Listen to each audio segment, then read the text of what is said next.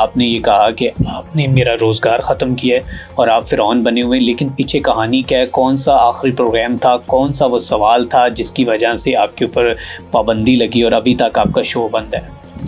Show सिर्फ इसी वजह से बंद है कि मैं खबर मेरे इदारे पे चली और उन्होंने कहा आपने खबर को रोका नहीं, आपको खबर को रोकना चाहिए था। खबर क्या थी वैसे? खबर के ये क्राइम कंट्रोल नहीं हो रहा, 100 पुलिस मुकाबले हो गए, ठीक है, लेकिन क्राइम कंट्रोल ना हो सका। बस इतनी खबर थी? इतनी खबर थी। और यही फिर जब कहते हैं ना कि जब आईना दिखाया जाए तो ये सब बुरा मान जाते हैं। तो जब ये हम देखते हैं थानों में साहिल आता है, उसके साथ जुल्म कर रहे होते हैं, उसको इंसाफ नहीं दे रहे होते, क्रिमिनल्स को मजलूम के सामने प्रोटोकॉल दे रहे होते हैं, तो फिर हम वो जब सारी बातें सामने रखते हैं तो फिर इनको बुरी लगती हैं। तो ये मामला है और हमारी कोई लड़ाई नहीं है इनके साथ, इन्होंने खुद लड़ाई पैदा की हुई है, इन्होंने खुद बदनज़मी पैदा की हुई है। ये DIG ऑपरेशंस हैं, इनको अपनी जिम्मेदारी और ड्यूटी करनी चाहिए, इनको डायरेक्टर न्यूज़ बनकर हमें डिक्टेट नहीं करना चाहिए।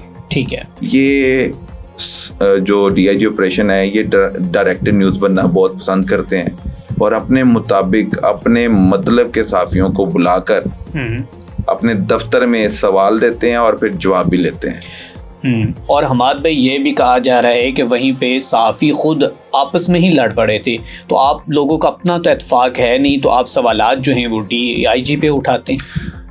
लड़ा कोई नहीं आपस में, सब ने सवाल DIG से किए हैं।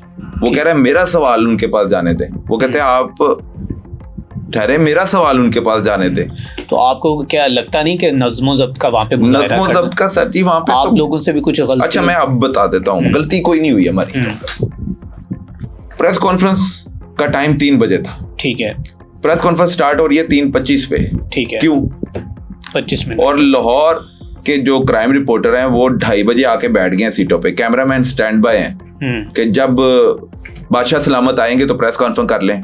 ठीक है, तो DIG ऑपरेशन जब आए हैं 2:40 पे, मुआयना करने के बाद डाइस इधर है, कैमरा इधर ले आए, वो कॉन्फ्रेंस रूम के सामने कॉन्फ्रेंस टेबल है, टेबल के सामने हमेशा प्रेस कॉन्फ्रेंस होती आई है, तो आप भी उधर बैठ जाएं, बैठ के हमें बता दें कि ये स्क्रीन पे ये देखें जी ये एविडेंस है, ये एविडेंस है, वही दिखाना मकसूद था ना, तो बैठ के भी दिखा सकते थे। वो तो क्राइम रिपोर्टर से नजरें चुराते हैं कि उनसे कोई प्रोफेशनल क्वेश्चन न कर लिया जाए, ठीक है, क्योंकि इस केस में बड़े ब्लंडर थे और क्रिमिनल्स को बचाना पुलिस का काम नहीं है, क्रिमिनल्स को पकड़ना पुलिस का काम है। ठीक है, और ये प्रेस कॉन्फ्रेंस में क्या कह रहे हैं कि हमें जब राब्ता किया CM साहिबा ने तो उन्होंने कहा 100% इंसाफ करना है। उन्होंने 100% इंसाफ करने का कहा, बचाने का नहीं कहा।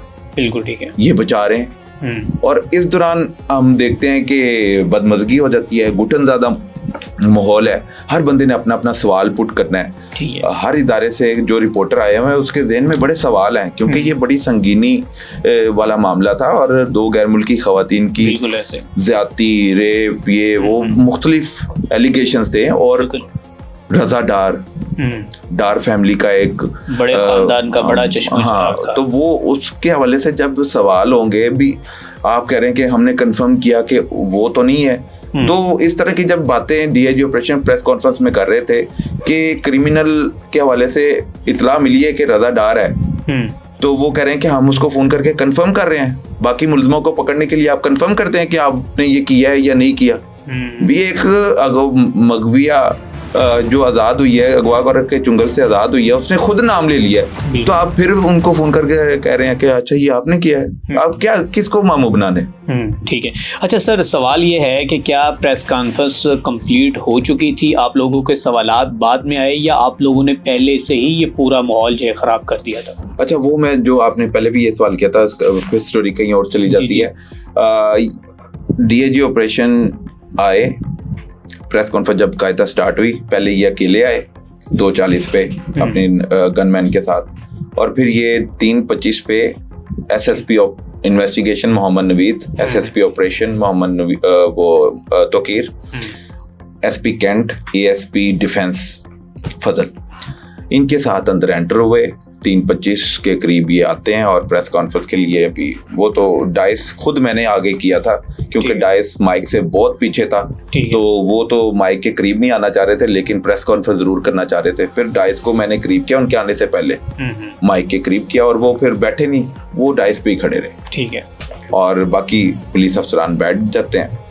इस दौरान जब बैठते हैं तो अहमद फराज साहब की तरफ से एक सवाल आता है, दूसरा फिर मुजाहिद शेख साहब की तरफ से सवाल आता है, फिर मिर्ज़ा रमज़ान बेग हैं उनकी तरफ से सवाल आता है और ये 3 सवाल होते हैं। फिर सारे कहते हैं कि चले प्रेस कॉन्फ्रेंस कर लें, फिर सवालों का जवाब मिल जाएगा। ठीक है।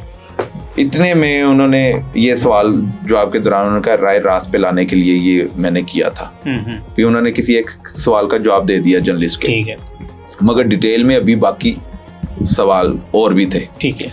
हमने फिर प्रेस कॉन्फ्रेंस 2-3 मिनट में फिर ये बातें हुई तो स्टार्ट हो गई। ठीक है। प्रेस कॉन्फ्रेंस स्टार्ट होती है, उनकी सारी राम कहानी को सुना जाता है, झूठ को सुना जाता है और झूठ को छुपाने के हवाले से जो प्रेस कॉन्फ्रेंस कर रहे हैं और अपना मौक़िफ़ सामने रख रहे हैं कि जो दबाव है पुलिस पे वो कम कर दिया जाए, प्रेशर बहुत आ गया है, स्टोरी का सबको पता चल गया है, अब हक़ाइक़ मज़ीद बदलते चले जा रहे हैं। तो ये अपनी रटी रटाई जो प्रेस रिलीज़ है उसको खुद ही तरदीद करते हुए थोड़ी सी तब्दीली करते हैं और हमारे सामने वो बयान करते हैं और फिर सवाल भी हम करते हैं, उसके जवाब हमें कुछ सवालों के मिल जाते हैं, कुछ के नहीं मिलते और सहाफ़ी हर बंदा अपना अपना सवाल कर रहा है क्योंकि स्टोरी बड़ी थी लेकिन वो हर सवाल का जवाब नहीं दे रहे थे। ठीक है। तो सहाफ़ी फिर शोर करना शुरू हो गए कि हमारा सवाल का जवाब दें, हमारा सवाल का जवाब दें, क्योंकि जब आप सवालों का क्राइम रिपोर्टर का सामना करते हैं तो सवालों के जवाब देने का भी सामना आपने करना होता है। ये प्रेस कॉन्फ्रेंस में कहते हैं कि हौसले से सवाल